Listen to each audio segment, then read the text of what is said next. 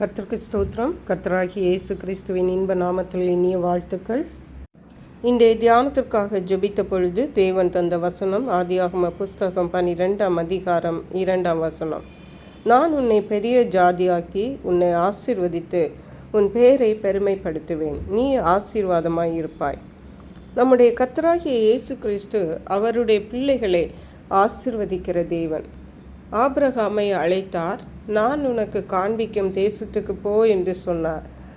நான் உன்னை பெரிய ஜாதியாக்கி உன்னை ஆசீர்வதித்து உன் பெயரை பெருமைப்படுத்துவேன், நீ ஆசீர்வாதமாயிருப்பாய் என்று சொன்னது மட்டுமல்லாமல் 3ஆம் வசனத்திலே சொன்னார், உன்னை ஆசீர்வதிக்கிறவர்களை ஆசீர்வதிப்பேன், உன்னை சபிக்கிறவனை சபிப்பேன், பூமியில் உள்ள வம்சங்கள் எல்லாம் உனக்குள் ஆசீர்வதிக்கப்படும் என்றார். ஹல்லேலூயா. தேவன் நம்மை ஆசீர்வதிக்கும் பொழுது தேவன் சாதாரணமாக நம்மை மட்டும் ஆசீர்வதித்து விட்டு போகிற தேவன் அல்ல. பதிலாக நம்மை அநேகருக்கு ஆசீர்வாதமாக வைக்கிற தேவன். நம்மை நிமித்தம் மற்றவர்கள் ஆசீர்வதிக்கப்படுவார்கள், நாம் அவர்களுக்கு ஆசீர்வாதமாக இருப்போம். அதுதான் தேவனுடைய பிள்ளைகளுடைய அடையாளம்.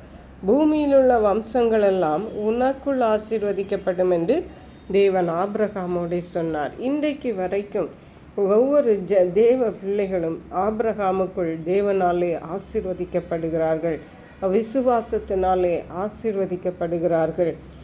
அப்படியே உபாகம புஸ்தகம் 28ஆம் வசனத்தில் 1ஆம் வசனத்தை வாசிக்கும் பொழுது, இன்று நான் உனக்கு விதிக்கிற உன் தேவனாகிய கர்த்தருடைய கட்டளைகளின் படி எல்லாம் செய்ய நீ கவனமாய் இருக்கும்படிக்கு அவர் சத்தத்திற்கு உண்மையாய் செவி கொடுப்பாயானால் உன் தேவனாகிய கர்த்தர் பூமியில் உள்ள சகல ஜாதிகளிலும் உன்னை மேன்மையாக வைப்பார் என்று.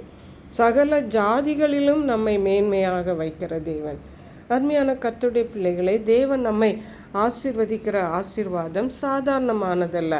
அப்படி என்றால் ஏன் நமக்கு வறுமை, ஏன் நமக்கு பலகீனம், ஏன் நமக்கு குறைவுகள் வருகிறது, ஏன் நமக்கு நாம் தாழ்ச்சி அடைகிறோம், ஏன் கஷ்டங்கள், கண்ணீர்கள், கவலைகள் வருகிறது? அருமையான கர்த்தருடைய பிள்ளைகளே, நாம் தேவனை புரிந்து கொள்ள வேண்டிய பிரகாரமாக தேவனை புரிந்து கொள்ள வேண்டும்.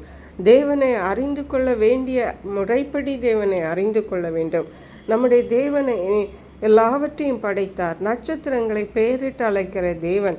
அவரை நாம் கற்பனை கூட செய்து பார்க்க முடியாது. அப்படிப்பட்ட தேவனை தான் இயேசு கிறிஸ்துவை நாம் ஆராதிக்கிறோம். இந்த தேவன் அவருடைய பிள்ளைகளாகிய நம்மையும் ஆசீர்வதித்து அநேகருக்கு ஆசீர்வாதமாகவும் வைக்கிற தேவன். கர்த்ததாமே அப்படியே நாம் ஒவ்வொருவருக்கும் செய்வாராக. கர்த்ததாம் இந்த வார்த்தைகளை ஆசீர்வதிப்பாராக. ஜெபிப்போம். எங்களை கிருபையை நேசித்து பாதுகாத்து வழி நடத்துகிற எங்கள் அன்பின் தகப்பனே, ஆசீர்வதிக்கப்பட்ட இந்த நல்ல நாளுக்காக நன்றி. இந்த நாளில் ஆபிரகாமை அழைத்து ஆசீர்வதித்த போது உன்னை ஆசீர்வதிப்பேன் என்றும் மட்டுமல்ல, சகல ஜாதிகளுக்கும் ஆசீர்வாதமாய் வைப்பேன் என்று சொன்னீங்க. அப்படியே சகல